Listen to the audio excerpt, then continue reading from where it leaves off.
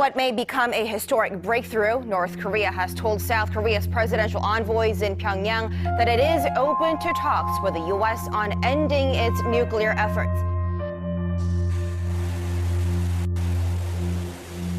Do you believe that North Korea's recent willingness to talk is sincere, or is it an effort to buy time for their nuclear program? I think that they are sincere.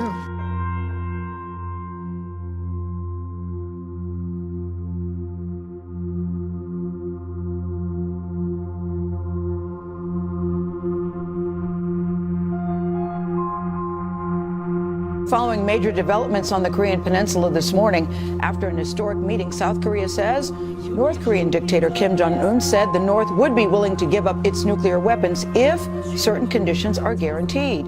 He also agreed to halt nuclear and missile tests if the U.S. holds talks with his regime.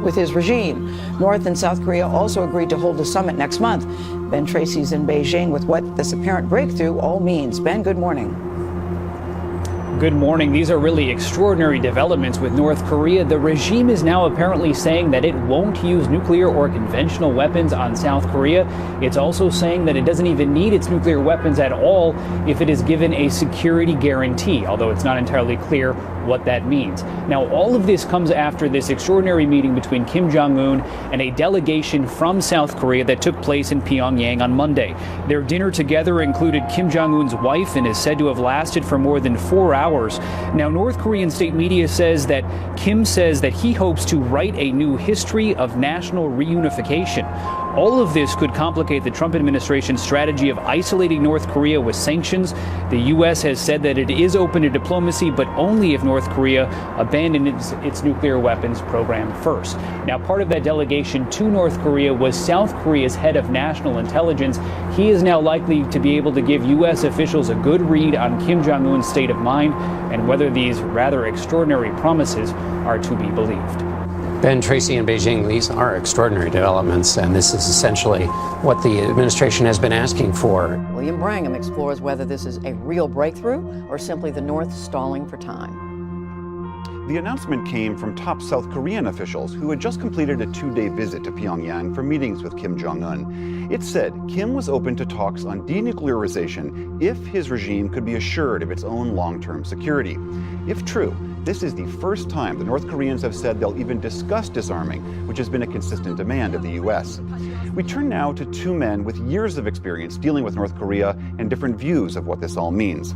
Joseph Detrani was special envoy for Korea during the George W. Bush administration, and he then oversaw the intelligence community's work on North Korea for the Director of National Intelligence. He's now adjunct professor at Missouri State University, Graduate School of Strategic Studies. And Bruce Klinger had a 20-year career in the intelligence community where he focused on Korea, including chief of the CIA station in South Korea in the 1990s. He's now a senior research fellow at the Heritage Foundation. Gentlemen, thank you both for being here. Thank you. Joseph, I'd like to start with you first. What do you make of this overture? The North Koreans allegedly say that they will talk about denuclearization if they can be assured of their security. What do you make of that? The fact is, we've been having this discussion with North Korea since 1994, and we had some progress in 2005 with the joint statement, so we've been there. We're talking about North Korea, the fact that Bill Clinton is now over there trying to negotiate the release of the two journalists. But at the same time, Christiane, I wanted to break out and push it forward because a lot of people wondering, could this be more than just the release of two journalists? Could this mean some sort of breakthrough in a relationship between Kim Jong-il, who a lot of people here in the United States, including the Obama administration, were wondering if he was still healthy and alive? Could something happen here? Could there be a breakthrough with regard to a relationship and this ongoing threat of nukes back and forth and a very volatile relationship between the two countries? Well, look, it's hard to tell. You saw Robert Gibbs basically deflect that question and insist that this is a private visit. Well, the same thing was insisted about President Carter way back in 1994, who went and met with then Kim Il-sung, the North Korean president and the father of the current North Korean president, and came back with having diffused a very volatile situation, which again centered on the nuclear affair. Under President Bill Clinton's own administration, there was a thawing and an agreement between the United States and North Korea on the nuclear issues. North Korea has long claimed that its desire is for nuclear energy and that it wants, at the very least, light water reactors to provide its cash-strapped and energy-strapped nation with the kind of fuel needs that the fuel that it needs. That hasn't been forthcoming yet, and that's some of the problem with some of the problems in the relationship between the United States and North Korea. But over the, let's say, 2008 period, between summer 2007 and most of 2008, there was a thawing, because that's when North Korea stopped its nuclear program. It stopped reprocessing plutonium. It then allowed the New York Philharmonic to come in. There was a real moment there where they had really thought that diplomacy was going to work under the auspices of the State Department and then Special Ambassador Ambassador Hill. So this was really going along in a fairly interesting and positive way. And then it came to a grinding halt after last summer, basically when Kim Jong-il fell ill.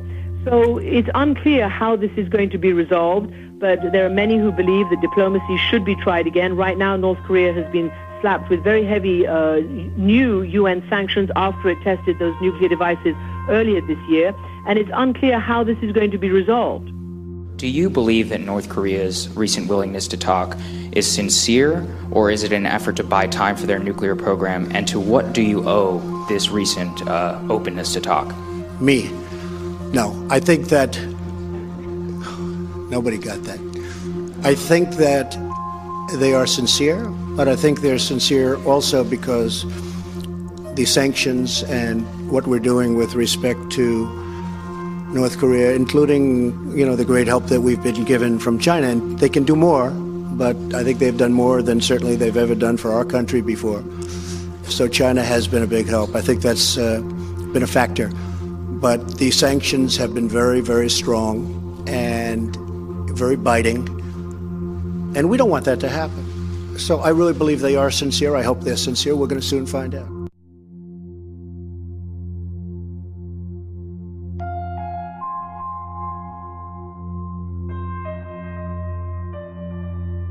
Right now, the two Koreas are rushing down the path of reconciliation. It's a well-trodden path.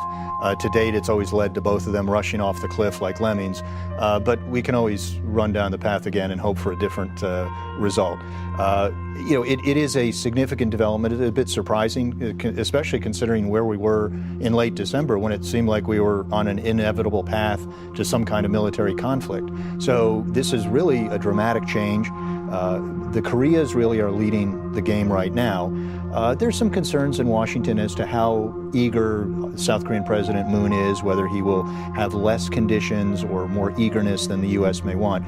But at least right now, we're starting from a good place. The South Korean president, he's a progressive, but he's adopted a much more centrist policy towards North Korea than many of us had expected.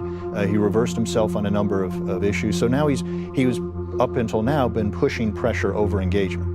Joseph Detrani, though, explain, why should we believe them now? There are plenty of administrations. You both have been through this process where the North Koreans make promises and then those promises are broken. Why believe them now? Well, he has pain. North Korea is suffering now. Because of our sanctions? Well, the sanctions are biting, there's no question. Also, the military exercises. I mean, we've introduced strategic forces in those exercises. These are the U.S.-South Korean exercises. U.S.-South Korean exercises. And it's got to be intimidating for North Korea.